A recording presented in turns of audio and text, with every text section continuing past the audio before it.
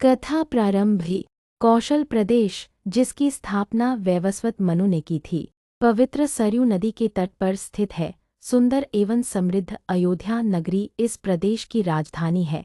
वैवस्वत मनु के वंश में अनेक शूरवीर, पराक्रमी, प्रतिभाशाली तथा यशस्वी राजा हुए, जिनमें से राजा दशरथ भी एक थे। राजा दशरथ वेदों के मर्मज्ञ, धर्मप्राण, दयालु, रंकुशल और प्रजापालक थे। उनके राज्य में प्रजा कष्टरहित, सत्यनिष्ठ एवं ईश्वरभक्त थी। उनके राज्य में किसी का किसी के भी प्रति द्वेषभाव का सर्वथा अभाव था।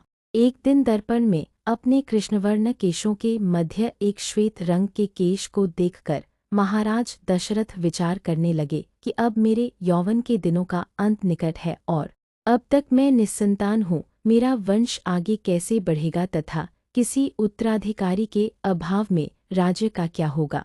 इस प्रकार विचार करके उन्होंने पुत्र प्राप्ति हेतु पुत्रेष्ठी यज्ञ करने का संकल्प किया। अपने कुलगुरु वशिष्ठ जी को बुलाकर उन्होंने अपना मंतव्य बताया तथा यज्ञ के लिए उचित विधान बताने की प्रार्थना की। उनके विचारों को उचित तथा युक्तियुक्त जानकर गुरु वशिष्ठ जी बोले, हे राजन, पुत्रेष्ठी यज्ञ करने से अवश्य ही आपकी मनोकामना पूर्ण होगी, ऐसा मेरा विश्वास है। अतः आप शीघ्रातिशीघ्र अश्वमेध यज्ञ करने तथा इसके लिए एक सुंदर श्यामकर्ण अश्व छोड़ने की व्यवस्था करें। गुरु वशिष्ठ की मंत्रणा के अनुसार शीघ्र ही महाराज दशरथ ने सरयू नदी के उत्तरी तट पर सुसज्जित एवं अत्यंत मनोरम यज्ञशाला का निर्माण करवाया तथा मंत्रियों और सेवकों को सारी व्यवस्था करने की आज्ञा देकर महाराज दशरथ ने रनिवास में जाकर अपनी तीनों रानियों कौशल्या, कैकेयी और सुमित्रा को यह शुभ समाचार सुनाया। महाराज के वचनों को सुनकर सभी रानियां प्रसन्न हो गईं। जब चैत्र मास के शुक्ल पक्ष की नवमी तिथि को पुनर्वसु नक्षत्र में सूर्य, मंगल, शनि, बृहस्पति तथा शुक्र अपने अपने उच्च स्थानों में विराजमान थे, कर्क लग्न का उदय होते ही महाराज दशरथ की बड़ी रानी कौशल्या के गर्भ से एक शिशु का जन्म हुआ, जो कि श्यामवर्ण, अत्यंत तेजोमय, परम कांतिवान तथा अद्भुत सौंदर्यशाली था। उस शिशु को देखने वाले ठगे से रह जाते थे। इसके पश्चात शुभ नक्षत्रों और शुभ घड़ी में महारानी कैकेयी के एक तथा तीसरी रानी सुमित्रा के 2 तेजस्वी पुत्रों का जन्म हुआ। संपूर्ण राज्य में आनंद मनाया जाने लगा।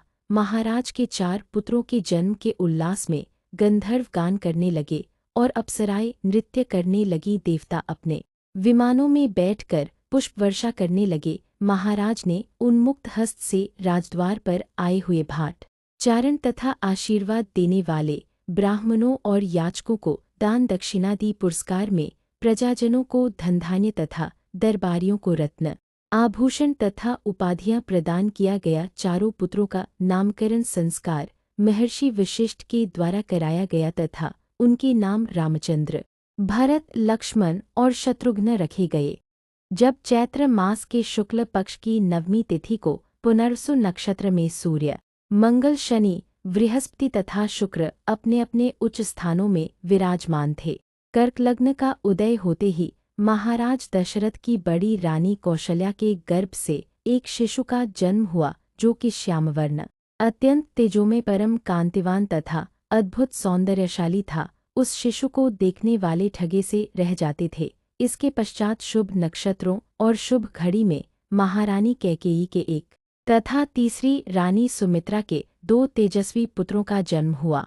संपूर्ण राज्य में आनंद मनाया जाने लगा।